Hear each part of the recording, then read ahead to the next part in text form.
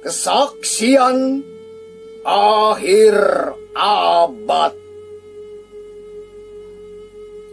Karya W.S. Rendra.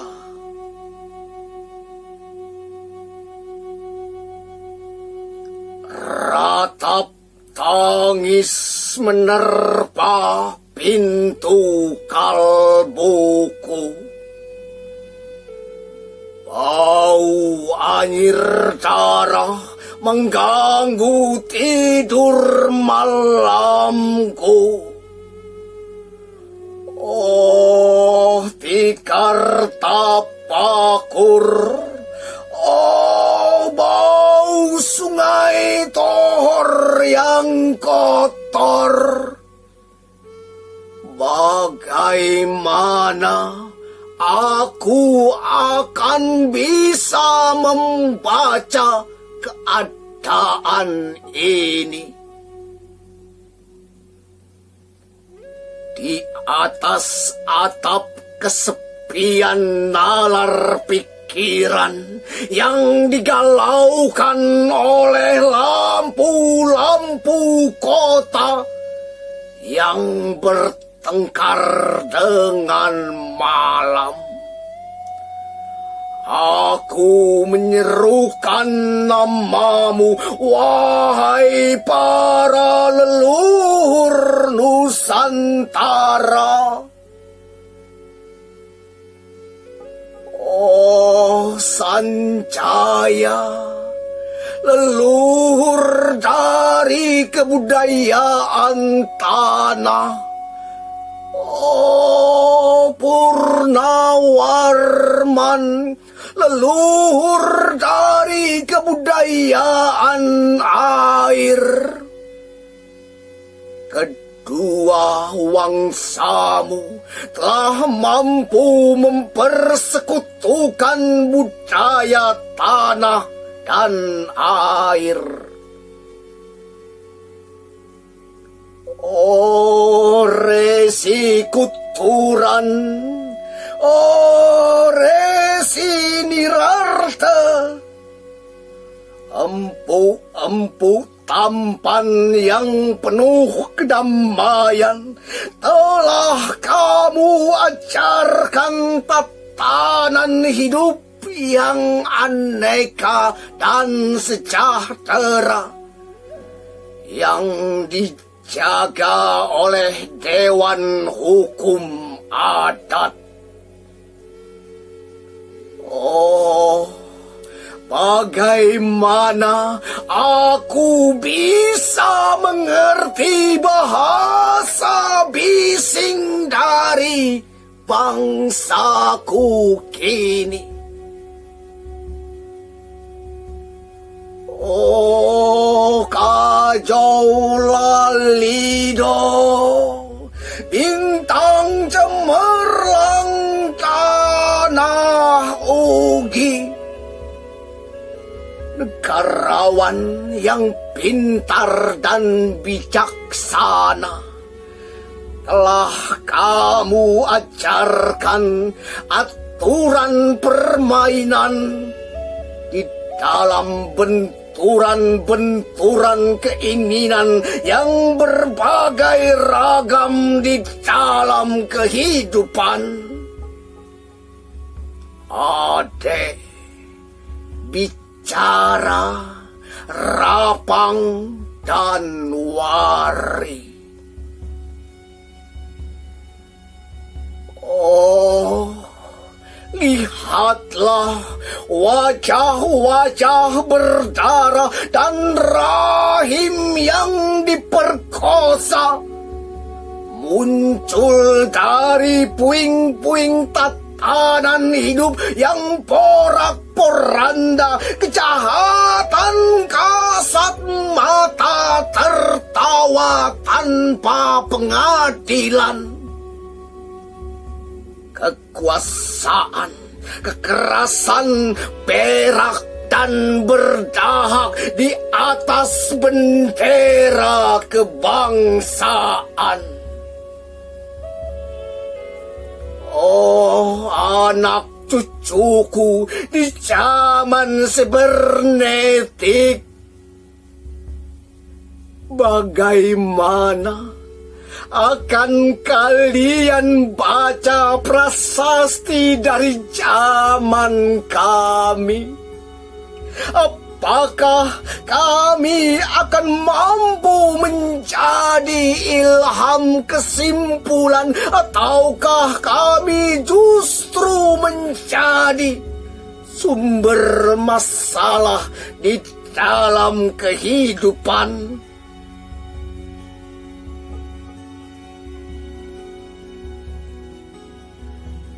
Dengan puisi ini, aku bersaksi bahwa rakyat Indonesia belum merdeka. Rakyat yang tanpa hak hukum bukanlah rakyat merdeka. Hak hukum yang tidak dilindungi oleh lembaga pengadilan yang mandiri adalah hukum yang ditulis di atas air.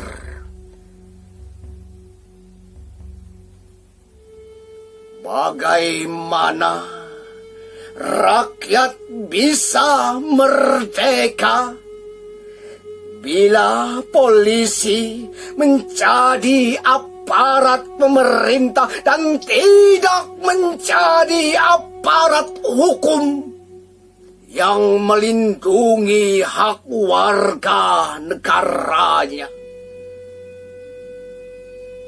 Bagaimana rakyat bisa merdeka bila birokrasi negara tidak menjadi aparat rakyat, melainkan menjadi aparat pemerintah yang berkuasa?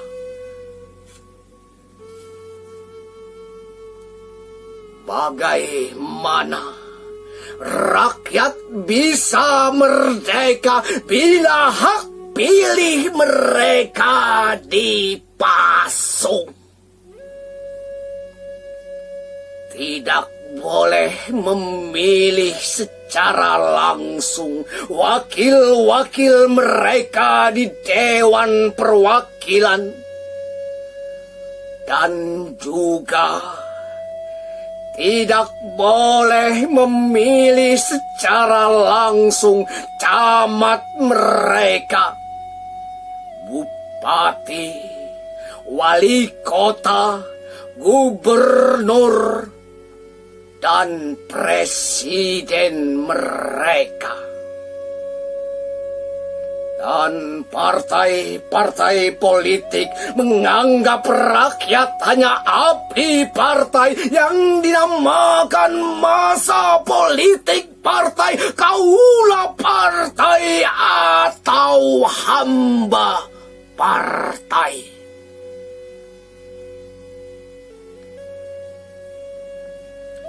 Bagaimana rakyat bisa merdeka bila pemerintah melecehkan perdagangan antar daerah dan mengembangkan merkantilisme denders, sehingga rela menekan kesejahteraan buruh,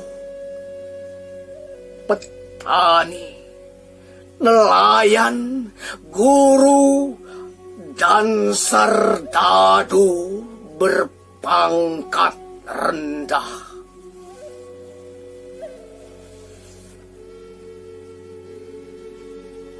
Bagaimana rakyat bisa merdeka bila provinsi-provinsi sekedar menjadi tanah jajahan pemerintah pusat? Tidak boleh mengatur ekonominya sendiri, tatanan hidupnya sendiri dan juga keamanannya sendiri. Ayam, serigala, macan ataupun gajah, semuanya peka pada wilayahnya. Setiap orang juga ingin berdaulat di dalam rumah tangganya. Setiap penduduk ingin berdaulat di dalam kampungnya dan kehidupan berbangsa. Tidak perlu merusak daulat kedaerahan. Hasrat berbangsa adalah nurani rakyat untuk menjalin ikatan daya cipta antar suku yang penuh keanekaan kehidupan dan memaklumkan wilayah pergaulan yang luas untuk merdeka bersama. Tetapi lihatlah selubung kabut ini. Penjajahan tatanan uang, penjajahan modal, penjajahan kekerasan senjata, penjajahan oleh partai-partai politik masih merajalela di dalam negara.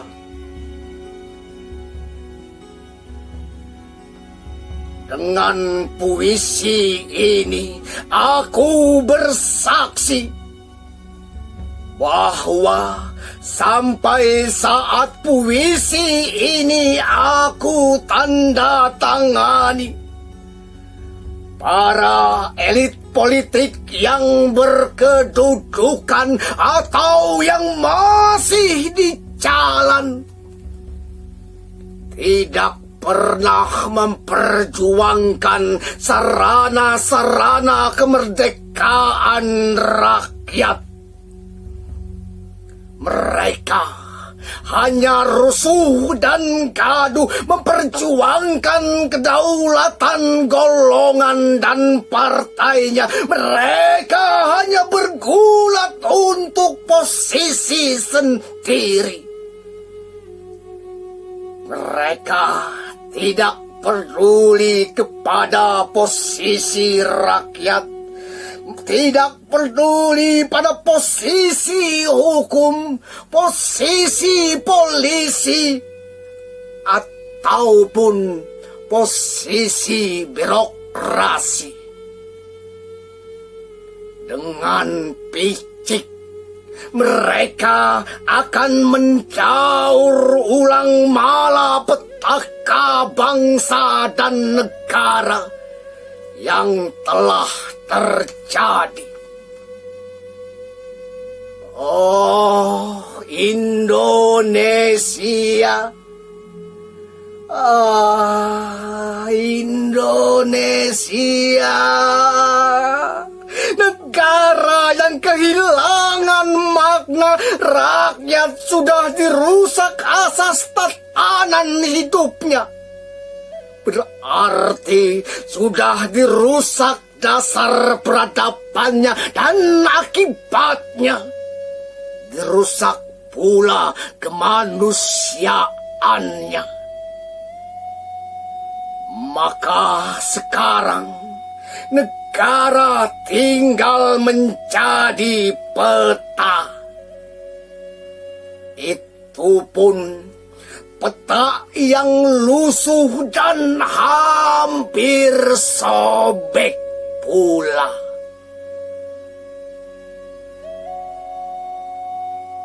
Pendangkalan kehidupan bangsa telah terjadi.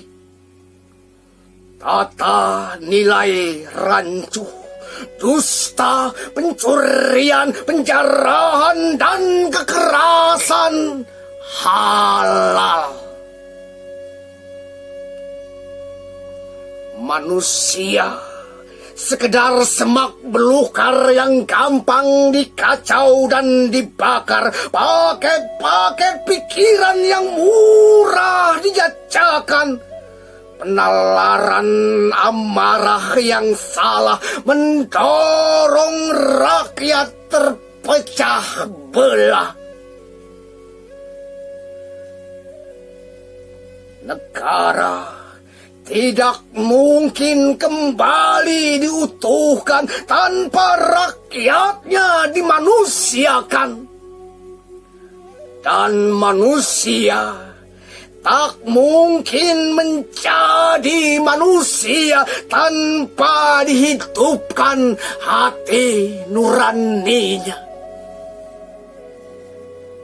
Hati nurani adalah hakim adil untuk diri kita sendiri. Hati nurani adalah sendi dari kesadaran dan kemerdekaan pribadi.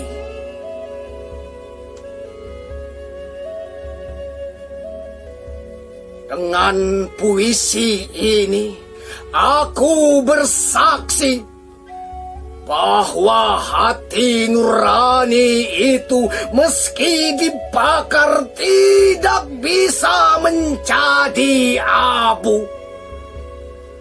Hati nurani senantiasa bisa bersemi meski sudah ditebang putus di batang. Begitulah fitrah manusia, ciptaan Tuhan yang Maha Esa.